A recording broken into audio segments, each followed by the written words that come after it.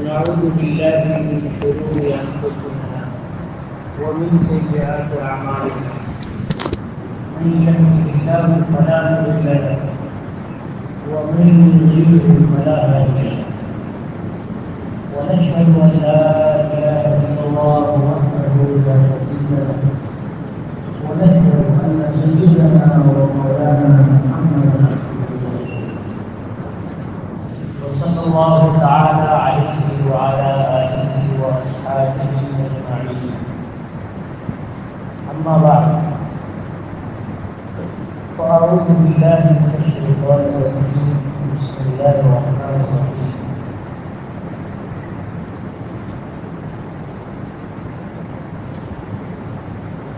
سارعوا إلى مغفرة من ربكم وجنة عرضها السماوات والأرض وعدت للمتقين. وقال الله تبارك وتعالى: ادخلوا في السلم كافة. صدق الله العظيم. گرامی قدر حاضرین، یہاں آپ کی مسجد میں میری پہلی حاضری.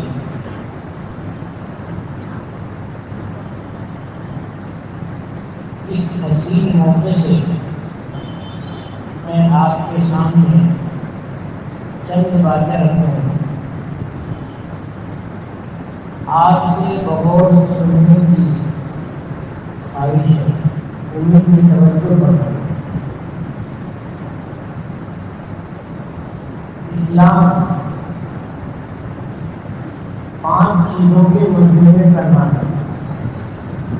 ہم مسلمان ہیں تو ہمیں 5 ابواب کی چیزیں، 5 طرح کی چیزیں نہایت اعتدال کے ساتھ اور نہایت حسن اور خوبصورتی کے ساتھ کرنا لازم ہے.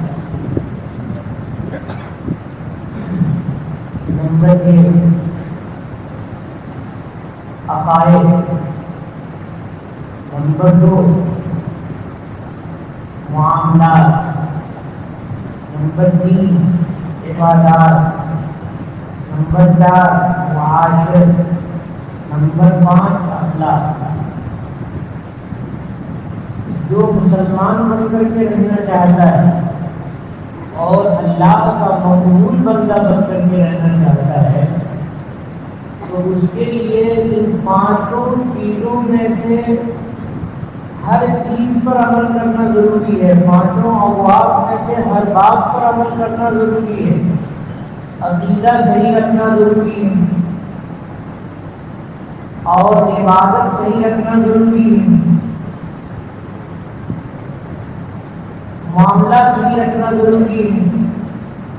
ایک دوسرے کے ساتھ رہن سہن یہ رکھنا ضروری ہے اور اخلاق درست رکھنا ضروری ہے.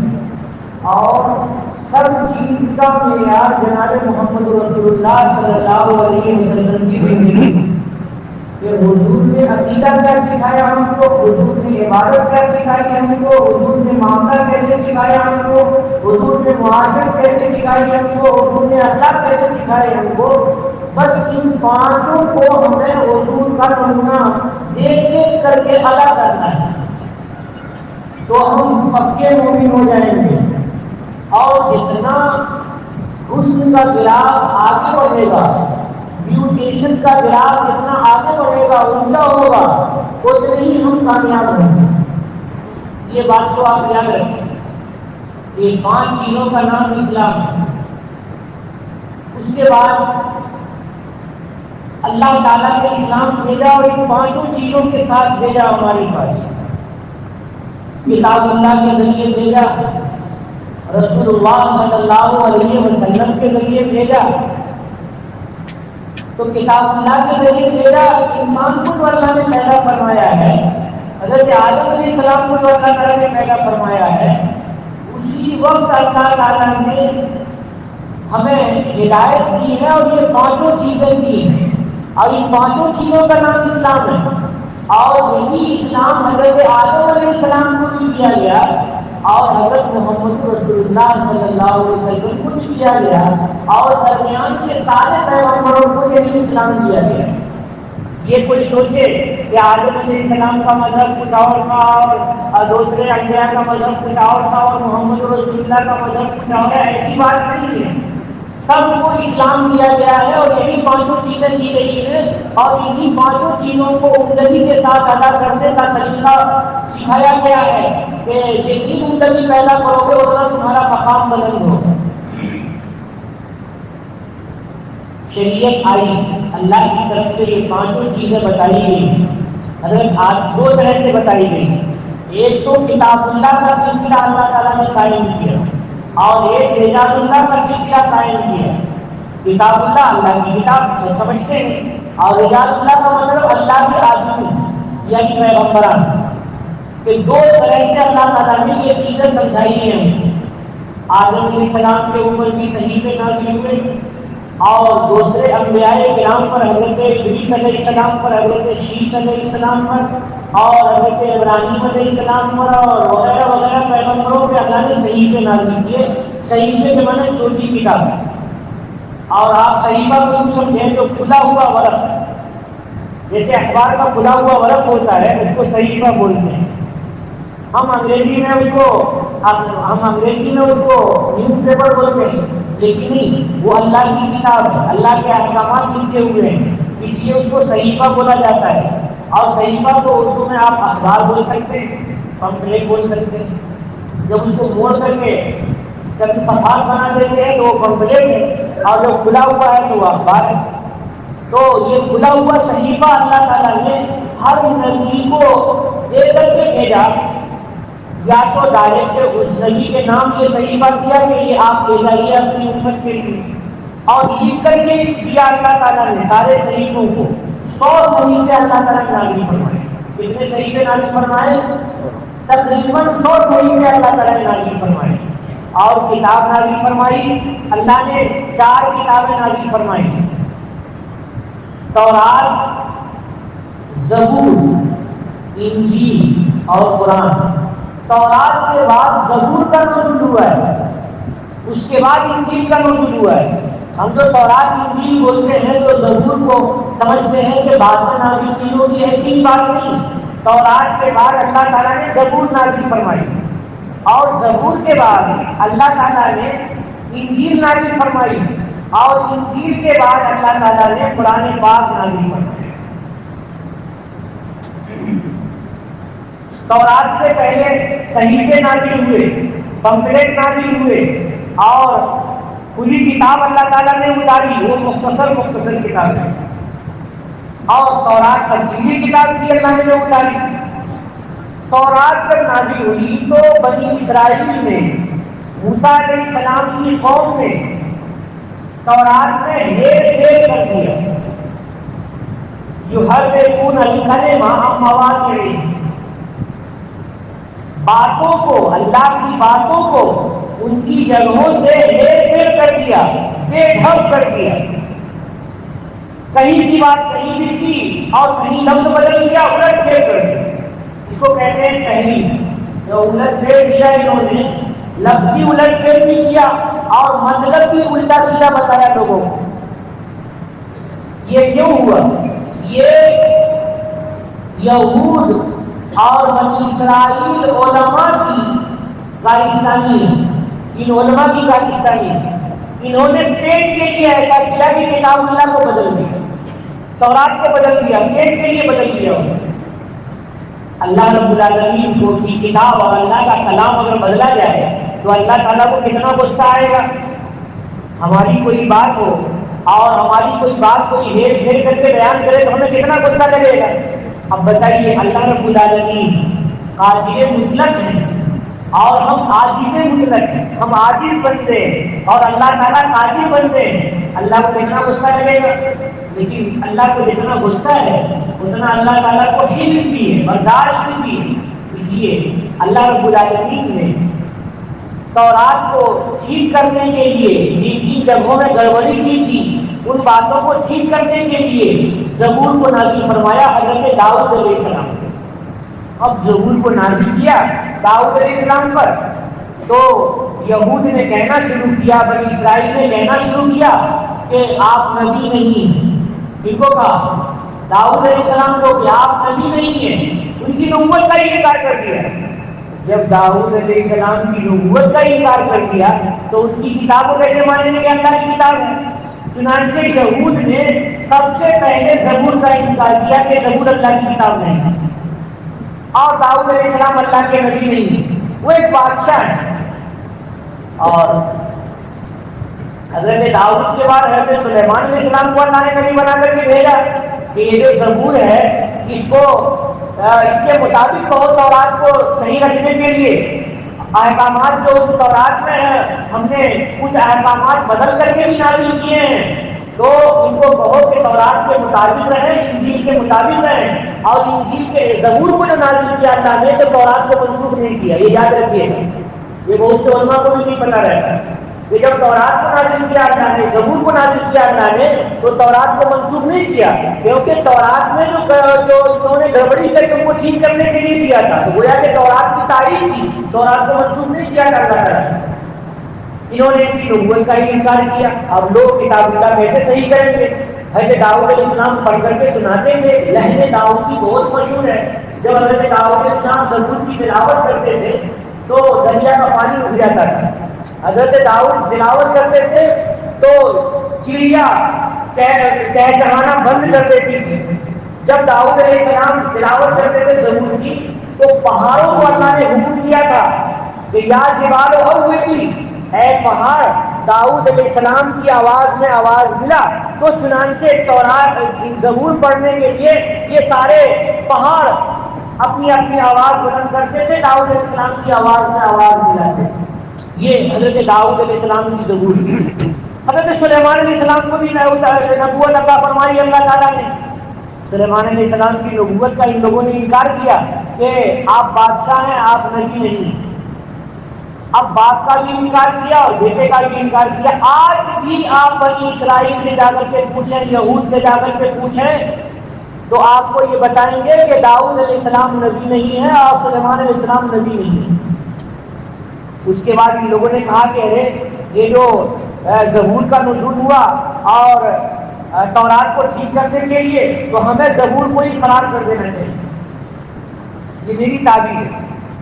نہ کیا، زبور کو اتنا خراب کیا کہ دوستو میں نے زبور پڑھنا شروع کیا، اس کا ترجمہ جو اردو آج کل چھپا ہوا ہے تو میں نہیں پڑھ سکا، اتنی گندی باتیں لکھی ہوئی میں نہیں پڑھ سکا اس کو۔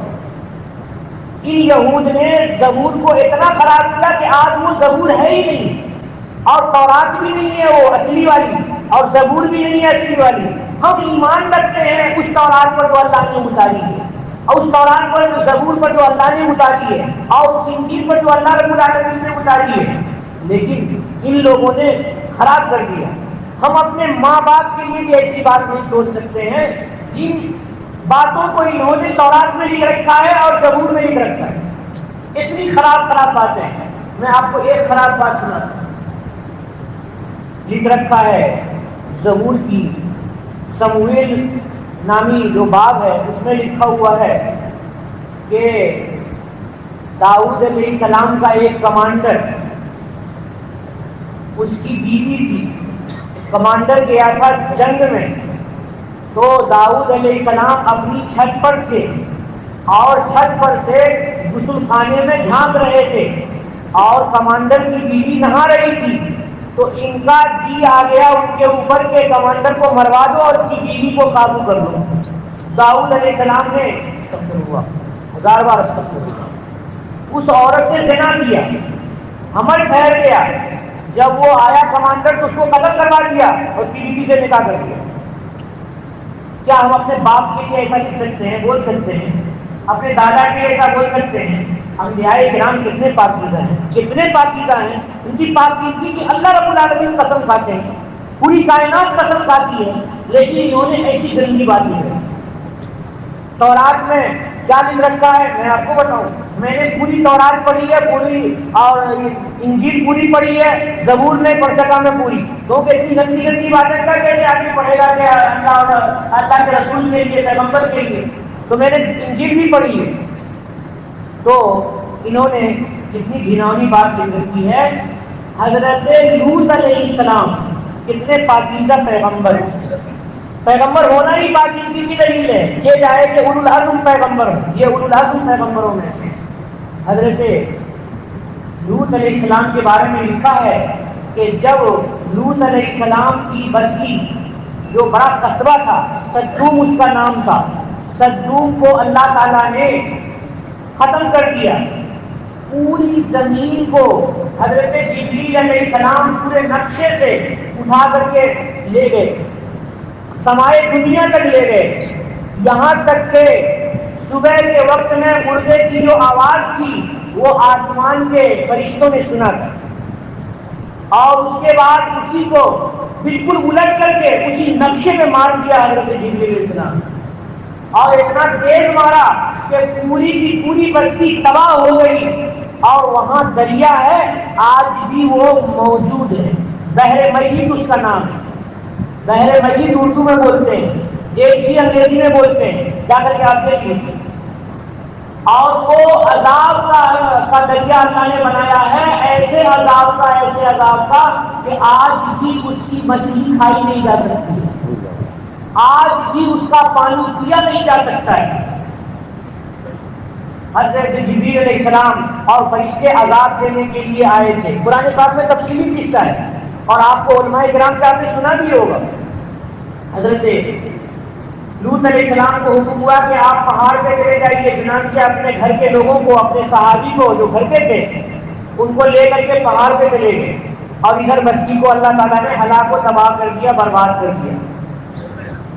اسی تورات میں لکھا ہوا ہے جو آج ہے، میں نے لاک ڈاؤن میں پوری پڑھی ہے، اور پڑھ کر کے میں نے اس کا پوائنٹ آؤٹ کیا ہے کہ اس میں کتنی دلیلیں میں نے دیکھی کہ جو اللہ کی کتاب ہونے کی دلیل نہیں ہے، یہ معلوم ہوتا ہے انسانوں نے بنا رکھا ہے، اللہ ایسی بات نہیں بول سکتے۔ لکھا ہوا ہے کہ حضرت لوط علیہ السلام پہاڑ پہ تھے، اور ان کی دو بیٹی بھی پہاڑ پہ تھی، تو بیٹی نے کہا کہ دیکھو پوری قوم تو برباد تباہ ہو گئی، تو اب ہم ہیں اور ہمارے باپ ہیں، تو نسل آگے کیسے چلے گی؟ تو چنانچہ ایک بیٹی نے باپ کو شراب پلایا، اور لوط علیہ السلام شراب پی کر کے بے ہوش ہو گئے، مدہوش ہو گئے، تو ایک بیٹی نے باپ سے زنا کروایا، اور اس سے حمل ٹھہر گیا، تو دوسری بیٹی نے بھی یہی حرکت کی کہ شراب پلا کر کے زنا کروایا، اور یہاں بھی حمل ٹھہر گیا، اور دونوں سے ایک ایک لڑکے پیدا ہوئے، اور وہ لڑکوں سے فلاں قوم پیدا ہوئی، اور فلاں لڑکے سے فلاں قوم پیدا ہوئی۔ یہ نبی پر یہ الزام لگاتے ہیں۔ اندازہ کیجئے کہ کوئی آدمی اپنے باپ پر یہ الزام نہیں لگا سکتا ہے، اپنے بیٹے پر اور اپنے پرکھوں پہ یہ الزام نہیں لگا سکتا ہے، کسی شریف آدمی پہ الزام نہیں لگا سکتا ہے، لیکن اللہ رب العالمین کہ پیغمبر وہ کتنے معصوم اور کتنے پاکیزہ ہوتے ہیں، ان کے خلاف انہوں نے لکھ رکھا ہے، اور وہ کتاب پڑھتے ہیں، آج اس کی تلاوت کرتے ہیں وہ، اور کہتے ہیں اللہ کی کتاب ہے۔ کیسے اللہ کی کتاب ہو سکتی ہے؟ نبی پر ایسا سخت الزام لگایا۔ آگے لکھا ہے کہ اس سے جو دو قوم پیدا ہوئی، تو اس قوم میں بہت ساری لڑکیاں تھیں۔ حضرت سلیمان علیہ السلام کے بارے میں لکھا ہوا ہے کہ اسی زنا سے پیدا ہونے والی قوم کے 700 لڑکیوں سے سلیمان علیہ السلام نے نکاح کر دیا۔ زنا سے پیدا ہونے والی اولاد سے اور قوم سے سلیمان علیہ السلام نے نکاح کر دیا۔ یہ انہوں نے تورات کو بدلا، خراب کیا، اور جو زبور نازل کی اس کو خراب کیا، اور اس کے بعد جب اللہ تعالیٰ کو اصلاح کرنی تھی، اللہ تعالیٰ نے پھر انجیل نازل فرمائی کہ دیکھو تورات میں جو احکامات کو تم نے بدل دیے ہیں، اور اس میں کچھ سخت احکام ہم نے نازل کیے، تو انجیل میں آسان احکامات نازل کر کے میں دیتا ہوں، تاکہ تورات کے اور زبور کے اور انجیل کے احکامات پہ عمل کرو۔ انجیل کے نازل ہونے کے بعد بھی تورات کو اللہ نے میری منسوخ نہیں کیا۔ انہوں نے کیا کہا؟ عیسیٰ یہ زنا سے پیدا ہوا ہے، اس لیے یہ نبی نہیں ہے۔ آج بھی یہودی عیسیٰ علیہ السلام کو نبی نہیں مانتے، یہ زنا سے پیدا ہوا ہے، نبی نہیں ہے۔ حضرت مریم پاکیزہ ہیں، صدیقہ ہیں، اور اللہ تعالیٰ نے اپنی قدرت کا کرشمہ دکھانے کے لیے کہ میں 4 طرح سے انسانوں کو پیدا کر سکتا ہوں اور میں نے پیدا کیا ہے۔ تو ایک طریقہ کیا ہے کہ میل فیمیل دونوں ملیں تو انسان پیدا ہو، تو اللہ تعالیٰ نے مرد عورت کے ذریعے سے نسلوں کو بڑھایا، یہ عام طریقہ اللہ تعالیٰ کا۔ اور ایک طریقہ اللہ تعالیٰ کا یہ تھا، یہ ہوا کہ اللہ نے بغیر ماں بغیر باپ کے پیدا کیا۔ حضرت آدم علیہ السلام کو اللہ نے بغیر باپ کے پیدا کیا۔ تیسرا طریقہ یہ ہو سکتا تھا کہ بغیر ماں کے پیدا فرمائے، چنانچہ اللہ تعالیٰ نے حضرت حوا کو بغیر ماں کے پیدا کیا۔ چوتھا طریقہ یہ ہو سکتا تھا کہ بغیر باپ کے پیدا کرے، تو حضرت عیسیٰ علیہ السلام کی روح کو اللہ تعالیٰ نے حضرت جبریل کو دیا کہ یہ مریم کو پھونک دو۔ حضرت مریم کو پھونک دیا تو ان کے کرتے پہ حضرت جبریل کی پھونک پڑی اور حضرت عیسیٰ علیہ السلام ان کے بدن میں پہنچے، اللہ کی روح بھیجی ہوئی، اللہ کی خصوصی روح۔ تو حضرت عیسیٰ علیہ السلام پیدا ہوئے۔ اب یہ لوگ کہتے ہیں کہ عیسیٰ یہ زنا سے پیدا ہوئے۔ اب سوال پیدا ہوگا کہ میں زنا کرنے والا کون تھا؟ تو ان لوگوں نے عیسائیوں کو بہکایا، یہودیوں نے عیسائیت کو خراب کیا، یہودیوں کو بہکایا اور بہکا کر کے یہ کہا کہ تم کہو کہ ہمارے نبی جو ہیں یہ بغیر باپ کے نہیں پیدا ہوئے ہیں، یہ یوسف نجار ایک آدمی تھا، اس سے پیدا ہوئے، ایک بڑھئی تھا یوسف نام کا، تو اس بڑھئی سے مریم کا غلط تعلق ہو گیا تھا اور اسی سے یہ پیدا ہوا۔ انہوں نے یہود نے جتنا گناہ کیا ہے اور جتنا پاپ کیا ہے، اللہ کی جتنی نافرمانی کی ہے، پیغمبروں کی جتنی نافرمانی کی کسی نے نہیں کی ہے بھائی۔ حضرت زکریا علیہ السلام پیدا ہوئے حضرت عیسیٰ سے پہلے، اور حضرت یحییٰ پیدا ہوئے۔ ان لوگوں نے کیا کیا؟ اس زمانے کا ایک بادشاہ تھا، اس بادشاہ نے حضرت زکریا علیہ السلام کو حضرت یحییٰ علیہ السلام سے مسئلہ پوچھا۔ یحییٰ علیہ السلام سے اللہ نے کہا تھا یا یحییٰ خذ الکتاب بقوہ، قرآن پاک میں ہے نا، اے یحییٰ کتاب کو مضبوطی سے پکڑو۔ وہ کون سی کتاب تھی؟ تورات، زبور اور انجیل، خاص طور سے انجیل جو حضرت عیسیٰ پہ اللہ تعالیٰ نے نازل فرمائی۔ حضرت یحییٰ علیہ السلام نے اللہ کی بات کو مضبوطی سے تھاما۔ یہ اشارہ تھا کہ آزمائش آنے والی ہے۔ حضرت یحییٰ علیہ السلام کو یہ اشارہ تھا کہ آزمائش آنے والی ہے۔ چنانچہ حضرت یحییٰ سے ایک یہودی نے اور اس کی بیوی نے مسئلہ پوچھا۔ وہ یہودی کی حکومت تھی اس زمانے میں، مسئلہ پوچھا تو وہ مسئلہ ان کے خلاف پڑ گیا۔ تو اس یہودی کو اس کی بیوی نے کہا کہ ایسا مسئلہ بتانے والا جو بادشاہ کے خلاف مسئلہ بتائے اس کو قتل کر دو۔ چنانچہ حضرت یحییٰ علیہ السلام کو پکڑایا اور پکڑ کر کے ان کو قتل کر دیا۔ حضرت یحییٰ کے سر کو کاٹ دیا، لیکن حضرت یحییٰ کی روح پرواز نہیں ہو رہی تھی، اس میں سے آواز آ رہی تھی۔ غرض یہ کہ حضرت یحییٰ جب شہید ہو گئے تو بادشاہ نے آرڈر دیا کہ زکریا کو تلاشو، ان کے باپ کو تلاشو، اس کو بھی قتل کر دیں گے۔ لوگوں نے تلاشنا شروع کیا۔ حضرت زکریا علیہ السلام نے جب معلوم ہوا کہ بیٹا شہید ہو گیا ہے، ان کو پکڑنے کے لیے آ رہے ہیں سب، تو یہ بھاگے، حفاظت کے لیے بھاگے، تو کوئی بھاگنے کی جگہ نہیں تھی۔ ایک پیڑ تھا، درخت تھا، اس درخت نے کہا اے اللہ کے نبی مجھے موقع دیجیے، آپ آ جائیے۔ درخت پھٹ گیا اور حضرت کو کہا کہ آپ اندر آ جائیے۔ حضرت زکریا اس میں چلے گئے تو درخت باہر سے بند ہو گیا، ان کے لیے بکس کی طرح ہو گیا، بند ہو گیا، اور حفاظت سے اندر وہ حضرت زکریا ہو گئے۔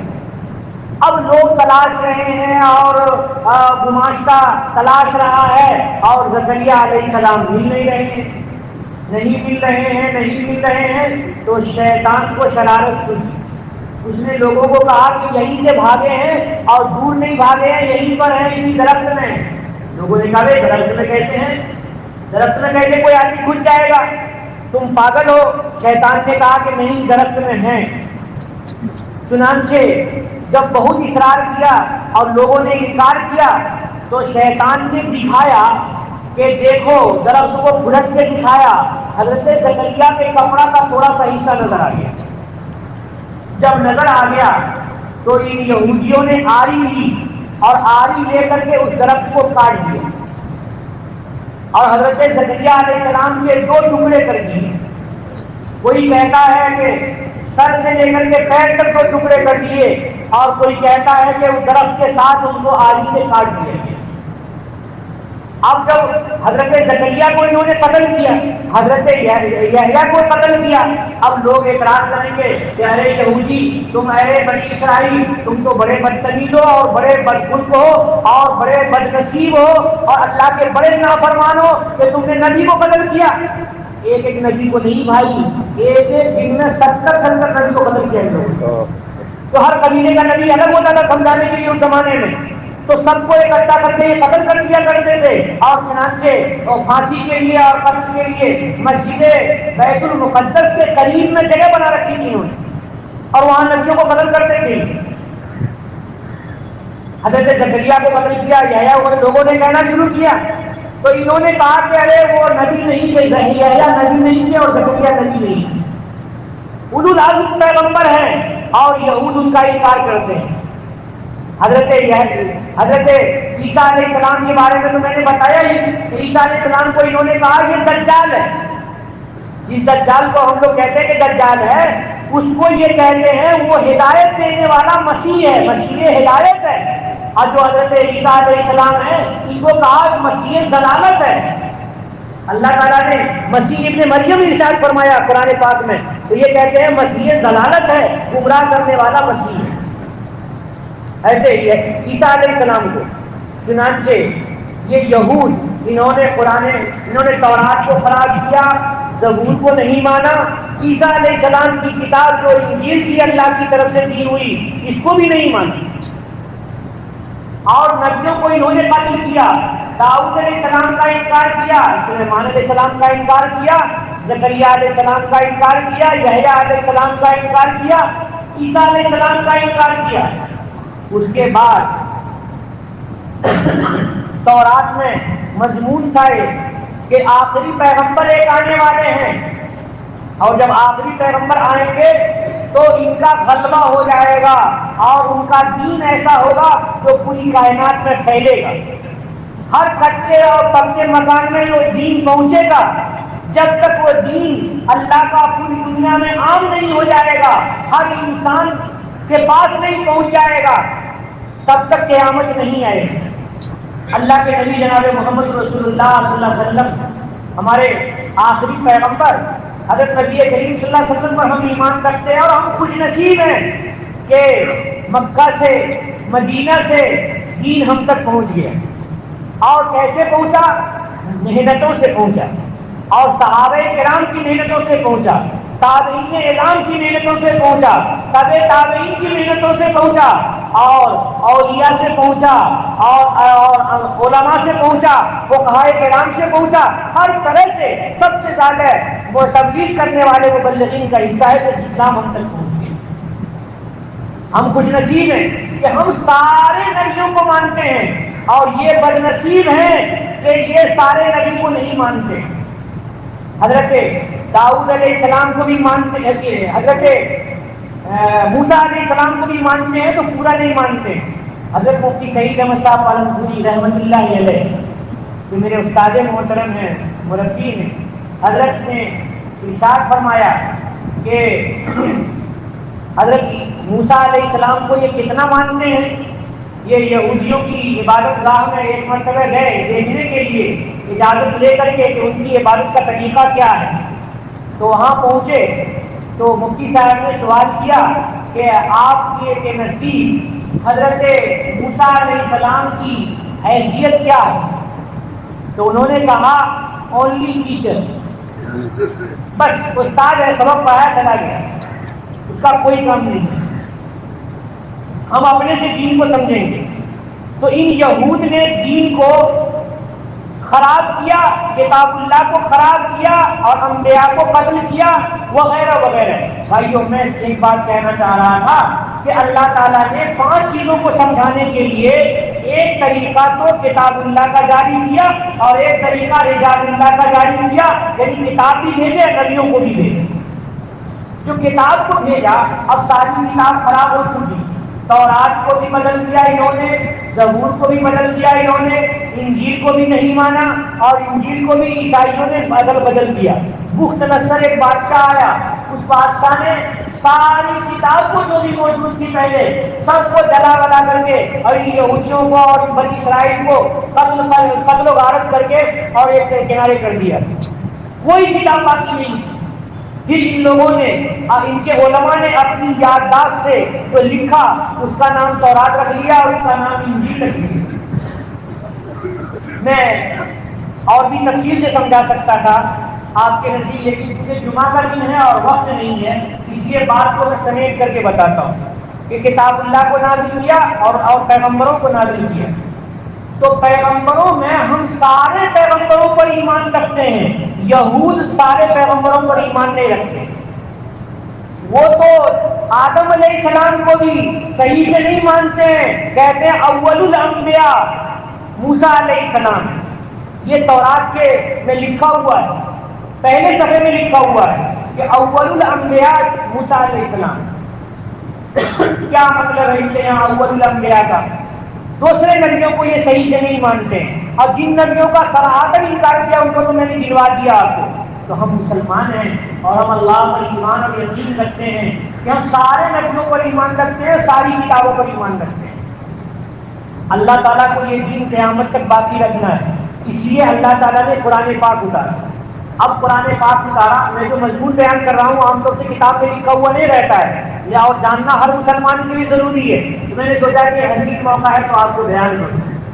تو قرآن پاک کو اللہ رب العالمین نے اتارا، اس قرآن پاک میں 100 صحیفوں کے سارے مضامین کو اور تورات کے مضمون کو اور زبور کے مضمون کو اور انجیل کے مضمون کو سب کو اکٹھا کر کے اللہ نے 30 پارے بنا دیے۔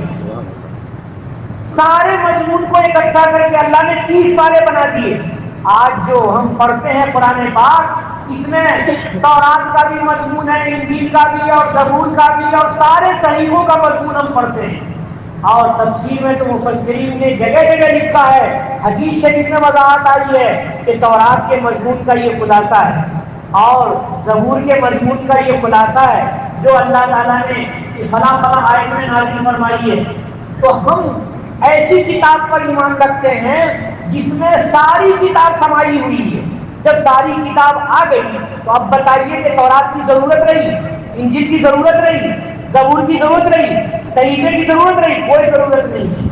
یہ مطلب ہے کتاب کے منسوخ ہونے کا، پہلے کتاب کے منسوخ ہونے کا، کہ اللہ کے احکام ہے اور اللہ کی بتائی ہوئی بات نہ تو غلط ہو سکتی اور اللہ کی بتائی ہوئی بات نہ تو وقتی ہو سکتی، اس لیے اللہ کی بات پہلے بھی اٹل تھی اور آج بھی اٹل ہے، اور قرآن پاک میں جو مضمون بیان کیا گیا ہے وہ مضمون اٹل ہے۔ اب ہم لوگوں کو کرنا کیا ہے؟ ہمیں اعتدال کے ساتھ عمل کرنا، اپنے عقیدے کو درست رکھنا ہے، اپنی عبادت کو درست رکھنا ہے اور اپنے معاملے کو درست رکھنا ہے، اپنی معاشرت کو، رہن سہن کو درست رکھنا ہے، اپنے اخلاق کو درست رکھنا ہے۔ تو سمجھیے میرے دوستوں، میرے بھائیوں، سب چیز کے لیے رسول اللہ صلی اللہ علیہ وسلم کا طریقہ یہ صراط مستقیم ہے، سیدھا راستہ ہے جو جنت تک پہنچانے والا ہے۔ یہ سیدھا راستہ ہے جو جنت تک ہم کو پہنچانے والا ہے۔ اب ہمیں عقیدے کو سمجھنا چاہیے اور یہ بات یاد رکھنی چاہیے کہ عقیدے کی بنیاد پر جنت ملے گی۔ بولیے اپنی زبان سے، عقیدے کی بنیاد پر جنت ملے گی۔ عقیدہ صحیح نہیں ہے تو جنت نہیں مل سکتی ہے۔ اب کوئی آدمی عقیدہ خراب کیے ہوا ہے اور عبادت اور یہ معاشرت اور اخلاق وغیرہ سب ٹھیک رکھے ہوا ہے، جنت میں نہیں جائے گا۔ جنت میں جانے کے لیے عقیدہ درست رکھنا ہے۔ عقیدہ درست رکھنا ہے تو ان صاحب بتا دیجیے عقیدہ کیا ہے؟ تفصیل سے نہیں بتاؤں گا، یاد رکھو ایمان مفصل جو ہم یاد کرتے ہیں اور مکتب میں بچوں کو یاد کراتے ہیں، یہی پورا عقیدہ ہے۔ یہ بنیادی عقیدے ہیں۔ دیکھیے بنیادی عقیدہ، آمنت باللہ اللہ پر ایمان، وملائکتہ فرشتوں پر ایمان، والیوم الآخر اور آخرت پر ایمان، والقدر خیرہ وشرہ من اللہ تعالی خیر شر پر ایمان، تقدیر پر ایمان، اور والبعث بعد الموت موت کے بعد دوبارہ زندہ ہونے پر ایمان، کتاب پر ایمان۔ تو آپ پڑھتے ہیں آمنت باللہ وملائکتہ وکتبہ ورسلہ والیوم الآخر والقدر خیرہ وشرہ من اللہ تعالی والبعث بعد الموت۔ کتنے عقیدے ہوئے؟ 7 عقیدے ہوئے۔ یہ 7 عقیدہ قرآن سے ثابت ہے اور متواتر حدیث شریف سے ثابت ہے۔ 6 عقیدے تقدیر کے علاوہ قرآن پاک سے ثابت ہے، اور 7واں عقیدہ جو ہے یہ متواتر احادیث سے ثابت ہے۔ ان کو ہم مانے رہیں، مضبوطی سے تھامے رہیں تو ہمیں جنت ملے گی انشاءاللہ، اگر نہیں تو پھر جنت نہیں مل سکتی۔ وآخر دعوانا الحمدللہ رب العالمین۔ جزاکم اللہ خیر و خیر جزا۔